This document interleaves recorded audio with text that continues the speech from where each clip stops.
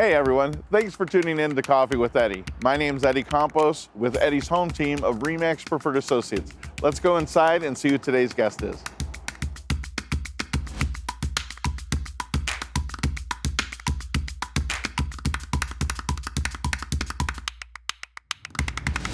Hey everyone, welcome back. We're speaking with Nicole Khoury. And Nicole, I wanted to ask you, what was your motivation, your inspiration to get Project I Am started with the families that have people that have autism? So I have a very good friend whose son was diagnosed at a very early age, and what I saw was their family trying to get attack it right from the start, like, what can I do to help my kid? Yeah.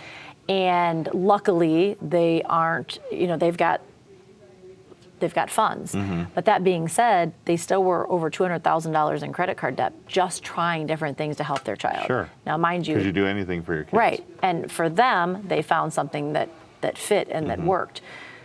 Autism is not something that is, you don't fit into a box with it. The spectrum is huge. Our big quote is, if you've met one child with autism, you've met one child with autism, because that's really how it is. So, I was upset because, they would go do walks and fundraisers, and you'd raise, their family would raise $5,000, $6,000, $7,000, and then it's like, well, where'd the money go? And it would go to the providers, which I'm not saying the providers don't need the money, but the families can't pay for the services if they don't have the money to do it.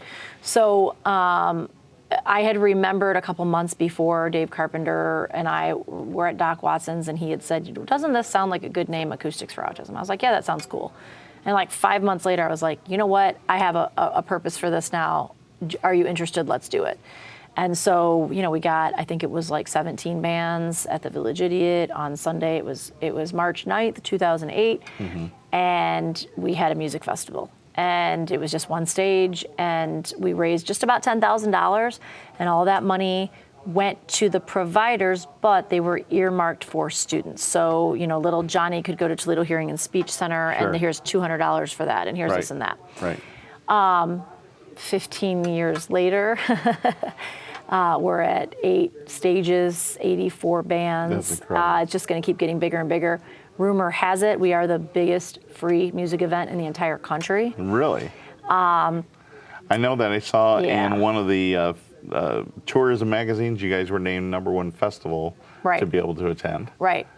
And it's pretty cool, you know what I mean? It's one of those things where you started off with this little thing and it just grows and grows and grows. And I have to say, it started off with just me kind of doing everything and like having a couple friends and family. And now I've got a team, and everybody's volunteers. It's 100% volunteer based. That's been my mission from the start. It doesn't matter how much money we raise. We'll continue to be 100% volunteer based. But I've kind of created this corporation where, this person is always going to be in charge of the silent auction. This person is always in charge of the bar. This person's always in charge of merchandise. They have their own jobs, and then I, rely on them to get volunteers and them to follow out. So now I can concentrate on just, walking in circles and putting out fires if I need to. So now, I know that it always takes a village, right? So Scott, I know, is very much a part of all of that for you. How has he evolved with all of this with you? So when I took the bench, my role had to change because there are very specific ethical rules for judges, very different than any other public office. I'm not allowed to promote, I'm not allowed to fundraise, I'm not allowed for anybody to use my persona to raise money. So somebody asked me to be like a part of Dancing with the Stars thing that they did, and I was like, I can't. If you say featuring Nicole Khoury, I can't do it. I'm not allowed. Not that I don't want to, I'm just not allowed.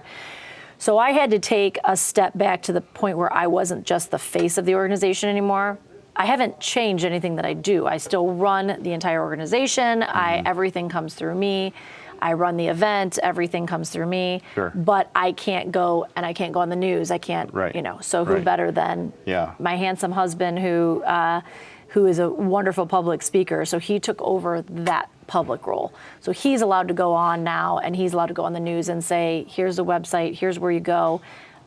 Here's how to donate. These are the things we're looking for. We need sponsors. We need donated items, those kinds of things. So that is what he has done. And you know, he does a great job. He learns a little bit more every time. He's always like, I'll never be as good as you at doing it. I'm like, well, but he does a phenomenal job at it. So it really works well. Yeah, it's interesting to hear your story and the things that we've discussed and how things have just happened, and they always seem to happen at the right moment. So as your career started to evolve, having Scott to be there, to be a part of that, and to witness what was going on before and to be a part of it, that seemed like a natural evolution now. It really was. I mean, it took me 41 years to get married, and thank God. Yeah. But I definitely met the yin to my yang, and he just stepped right up and is able to take care of the things that I can't. And it's sad because I think that people, you know, part of me, a lot of it is, I don't want to say that it's ego driven, but a lot of it is, this is my baby. Yeah. And the fact that I can't be the one out there anymore, I feel like, you know, are people thinking that I abandoned it? You know what I mean? Right.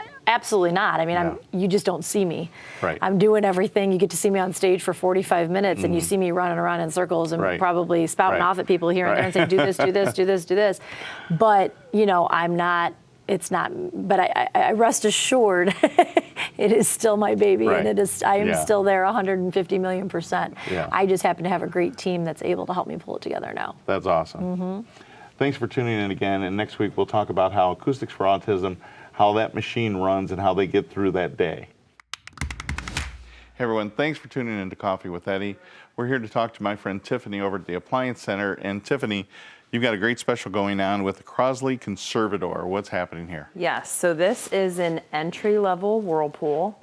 It is actually made here in Ohio, in Clyde.